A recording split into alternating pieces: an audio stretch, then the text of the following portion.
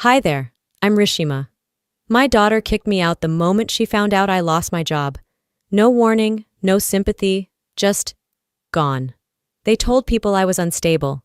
Behind my back, they forged documents, locked me out of my own bank accounts, sold my house without a word, all while smiling in my face like nothing happened. But what they didn't know is that I had a secret fortune and a plan. The kitchen was quiet that morning. Too quiet, really. I stirred my coffee, pretending not to notice how different the house felt since I'd lost my job. I hadn't told Alyssa yet. Not because I was ashamed, but because I knew how she could be when things didn't go according to her plan. I needed a moment to figure out what came next before I gave her the truth. Alyssa always liked control. She said it helped her stay centered, whatever that meant. But lately, she'd been asking questions that felt more like probes than concern.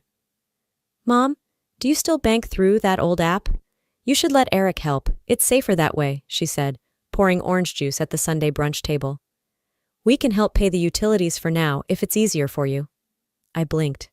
It was subtle, framed as love, but my stomach tightened. "I'm fine," I said carefully. "I've got things managed." Eric smiled, that thin, overly polite smile I never trusted. "Rishima, no pressure, just having us help monitor things might take a load off." Their tone was light, but I knew manipulation when I heard it. Alyssa called it simplifying. I called it what it was, soft control. Still, I hesitated. Then I gave in. "Just until I sort a few things out," I said, handing Alyssa my phone to set up access. Later that week, I found Eric's car parked 2 streets down. Odd, too far to be casual.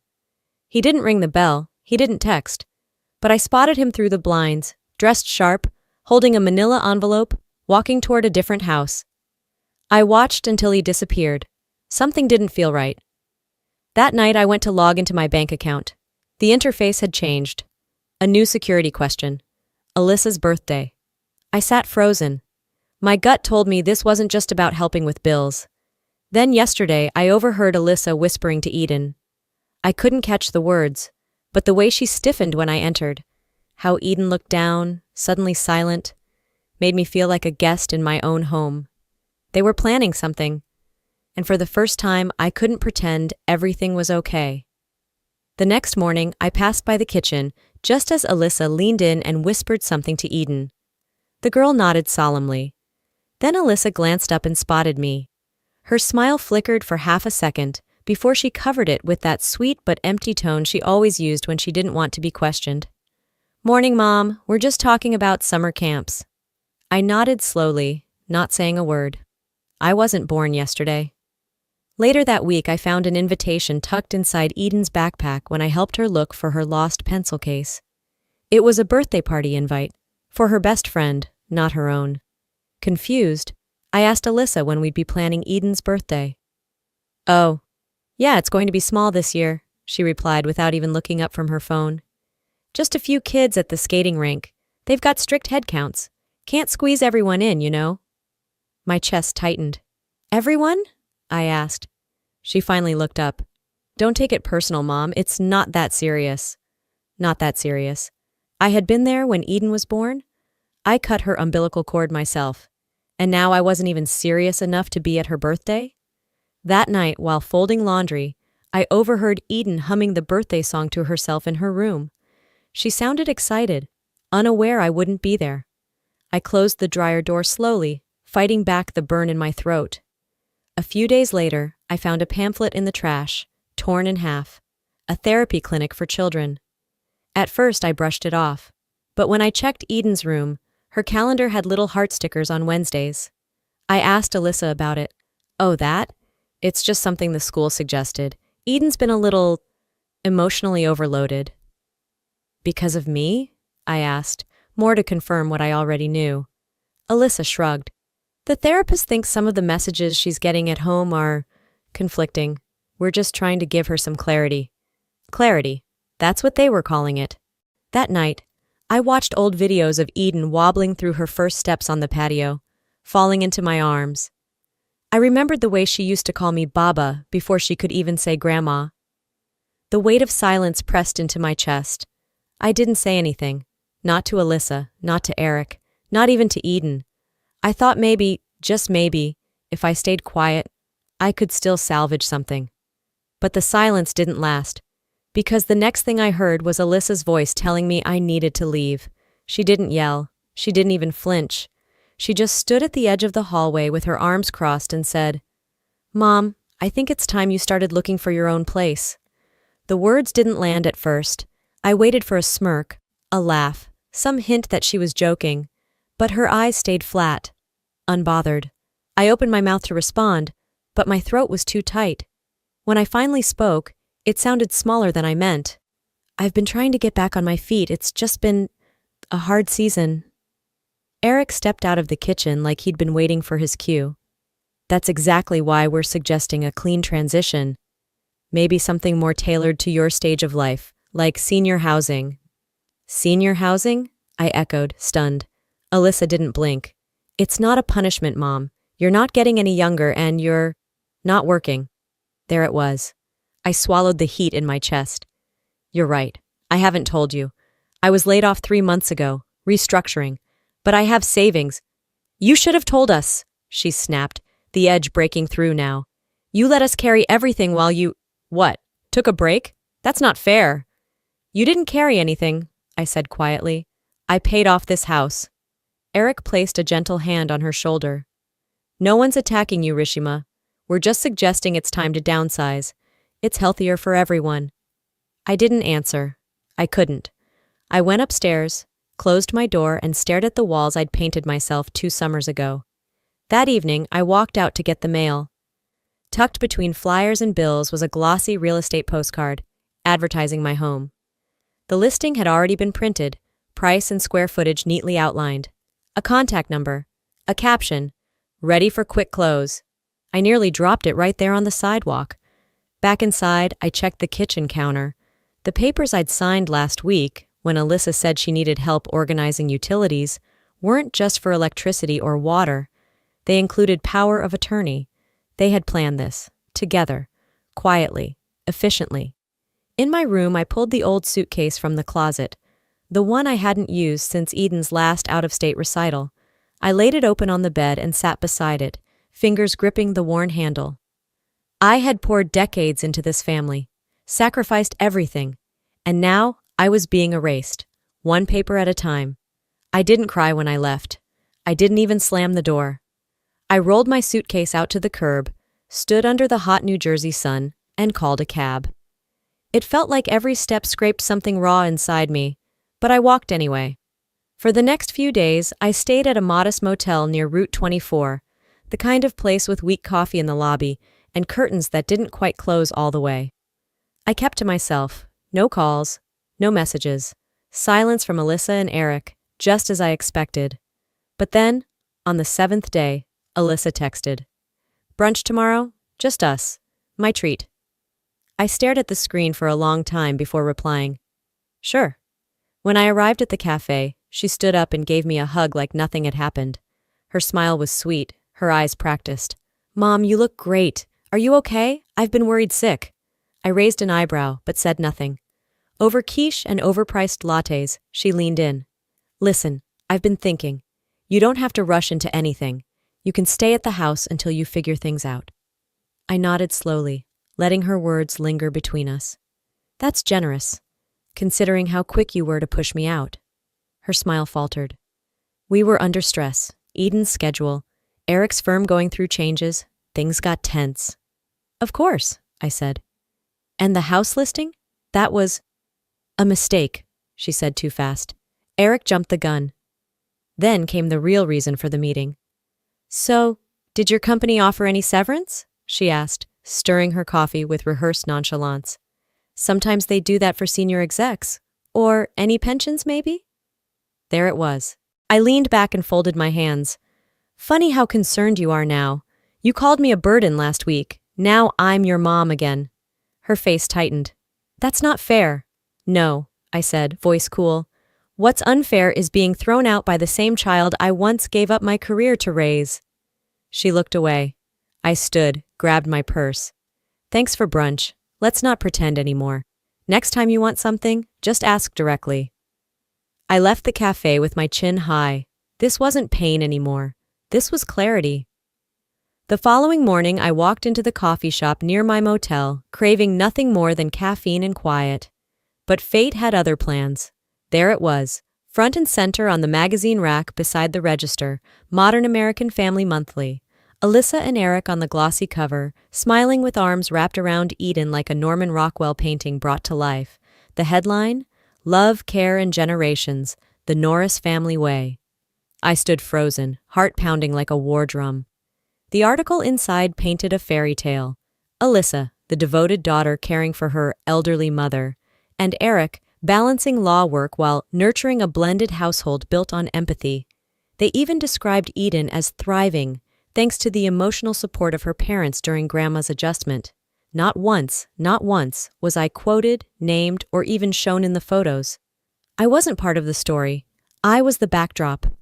My hands shook as I left the cafe, magazine folded under my arm like a piece of stolen evidence. That evening, I returned to the house.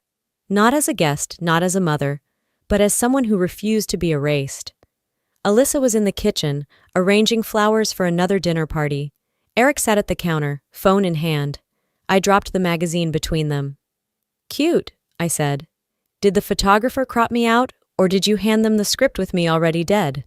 Alyssa didn't flinch. "It's just PR, Mom. You know how that works?" Eric smirked. "No one reads these things seriously. It's brand building." I leaned in, voice low and clear. "You want to build a brand? Fine. But if you keep using me like a marketing prop, I'll burn the whole image down. You try to brand me, I'll destroy the shelf you stand on." Eric raised an eyebrow, but I caught the flicker. Nerves. They weren't used to me talking like this. I wasn't grieving anymore. I was watching and documenting. That night, I opened a new folder on my laptop and named it Contingency. I uploaded every receipt, email, voicemail. If they wanted a PR war, I'd fight with facts. I didn't need to scream. I just needed to be precise. I didn't even make it to the kitchen before my phone started vibrating non-stop on the nightstand. 23 missed messages. A dozen emails flagged urgent. My stomach tightened before I even unlocked the screen. And there it was. My face, distorted and cropped mid-blink, smeared across every social feed imaginable. The video was barely a minute long, but it showed me pacing in the backyard, voice warped and pitch shifted, muttering nonsense I never remembered saying. The caption read, "When dementia wins, what families really go through." My heart pounded, not from confusion, but rage. It was edited, chopped up, taken from an afternoon where I had been talking to my plants, venting into the wind, thinking no one was around. I scrolled through the comments. "Someone call adult services." "Poor daughter. No one should have to deal with that." "Classic narcissistic boomer meltdown." I couldn't breathe. Then came the second link, emailed anonymously. A video, more polished than the last, showed a deepfake of me sitting at a desk, confessing to mishandling my finances, draining family trust accounts, and begging forgiveness. Even the blinking matched. They'd studied me. Eric, only someone who knew my voice pattern, my gestures, would fake it that well. This wasn't some troll. This was war. But I didn't cry. I didn't call them. I poured myself a cup of coffee, sat down at my dining table, opened my laptop, and hit record. My face was bare, my voice unshaken. "My name is Rashima Walker," I began, "and I'm not senile. I'm not unstable. I am a woman who raised her daughter alone, who worked as a CFO for 28 years without one HR violation, and who is now being publicly destroyed for stepping out of their control." I showed documents, my job termination letter, bank transfers I never authorized, the power of attorney forms signed under false pretenses. My lawyer, silent beside me, nodded once at the camera. I ended the video with one sentence. "You played with the wrong mother." I uploaded it to every platform I knew. Within 3 hours, the comments started shifting. "Wait, this feels off. She sounds lucid. That deepfake angle is terrifying." The tide had turned. Not completely, but enough. The mail arrived later than usual that Friday. I almost didn't check it, too drained from the week's chaos. But something about the stiff white envelope on top, my name printed in a font too formal for junk, pulled me in. Inside was a packet, boarding information, uniform checklist, Dormitory map, acceptance letter. Eden had been enrolled at a private boarding school in Vermont. I flipped through the documents, scanning for any familiar signature. My name was nowhere. Not as guardian. Not as emergency contact. Not even as someone authorized to pick up. She was gone. No goodbye, no warning, just gone. I called the school immediately. I'm her grandmother, I told the front desk, trying to keep my voice steady. I've raised her. I need to speak with her. I'm sorry, ma'am. Only the listed custodians have access to her communication schedule. Custodians, not family. Custodians.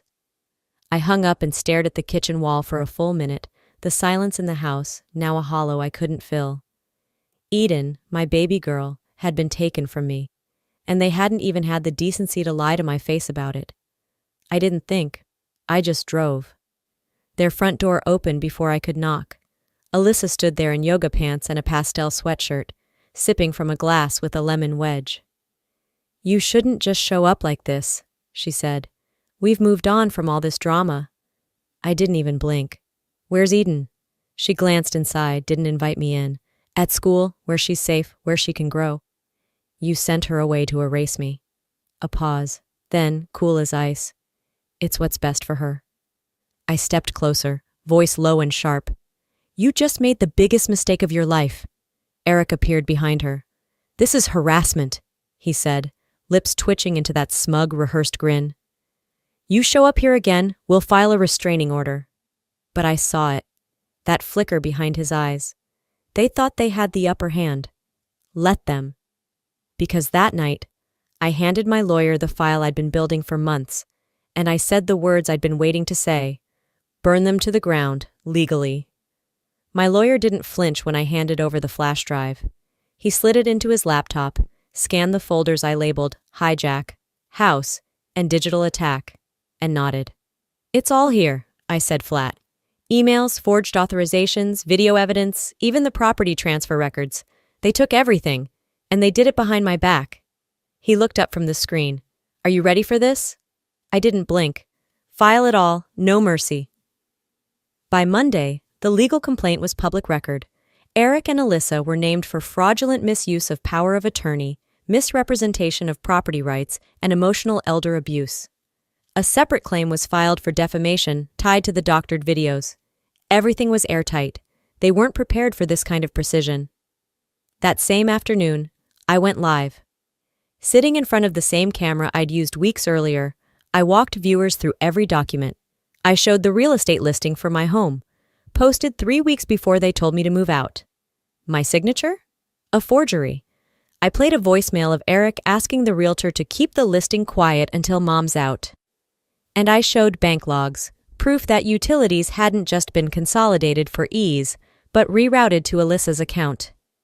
You want to know the truth? I asked the camera. Here it is. The video exploded. Comments rolled in like a tidal wave. This woman is sharp. I believed the daughter until now. That fake family brand is a con job. By evening, the internet had flipped. News outlets picked it up. Hashtags trended. Some called me brave. Others called me dangerous, in the way only a woman who refuses to stay silent can be. Later that night, across the state line, in a quiet dormitory hallway, Eden scrolled through my video. Her roommate watched over her shoulder, murmuring, "That's your grandma." Eden didn't answer. She just hit replay. The sun hadn't risen yet when I heard the soft scrape at my door. I thought it might be the wind, until I saw it. A single envelope slipped underneath. My name written in careful, looping handwriting I knew by heart. Eden. I didn't open it right away. Instead, I sat on the edge of the bed, just staring at it, the corners of my eyes stinging. It had been months since I last saw her face in person, and now all I had were 5 ounces of paper, maybe less, but heavy enough to pin me in place. I finally peeled it open. The note was short, handwritten in blue ink with tiny smudges where she must have hesitated. Hi, Baba. I saw everything. Can we talk sometime? I miss your pancakes. I miss you. I held the letter to my chest, eyes closed, my breath caught. It wasn't forgiveness. It wasn't a reunion. But it was a crack in the wall I thought would stand forever. Later that week, The legal tide came crashing down. Eric was indicted for falsifying legal documents and submitting deepfakes in a public defamation campaign. The court's response was swift. He wasn't smirking anymore. Alyssa's clinic lost its largest sponsors within 48 hours. Her modern family branding evaporated. Her license wasn't revoked yet, but she was placed under review by the state board. And no amount of gloss or glamour could mask the truth anymore. I reclaimed the deed to my home. I didn't celebrate. I didn't throw a party. I just walked through the front door, turned on the lights, and sat down at the same kitchen table where it all began. This time, I wasn't being offered fake brunch or veiled threats. I was alone and free. Weeks later, I launched the Walker Fund, a modest nonprofit dedicated to women over 50 facing job loss and isolation. It wasn't revenge. It was restoration.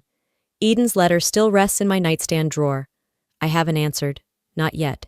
Some wounds need air before they close. One crisp morning in late November, I poured myself coffee, pulled on a sweater, and sat beneath the oak tree in my backyard. The leaves rustled above, golden and fading. No phones, no cameras, just me and the wind. They'd tried to erase me, but I rewrote my ending. In the quiet that followed, I learned something no courtroom or paycheck ever taught me. Dignity isn't given, it's taken back.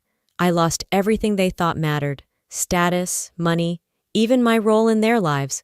But what they underestimated was the strength that grows in silence, the kind of strength that doesn't yell, it acts. If you're watching this and you've been dismissed, underestimated, or pushed aside, whether by your own family, workplace, or society, hear me clearly. Your worth isn't defined by who walks away. It's shaped by how you choose to stand. Sometimes, the people closest to us won't understand our value until we stop explaining and start rebuilding. What would you do if the ones you raised tried to erase you? Would you walk away? Or would you fight back with truth? I'd love to hear your thoughts. If this story touched something in you, leave a 1 inch in the comments, or tell me where you're watching from. And hey, if you didn't like it, I still want to know why. What would you have done differently? Don't forget to subscribe if you want more true stories that stir the heart, challenge the mind, and remind us what really matters. This isn't just entertainment, it's real life. And sometimes, real life is the best teacher.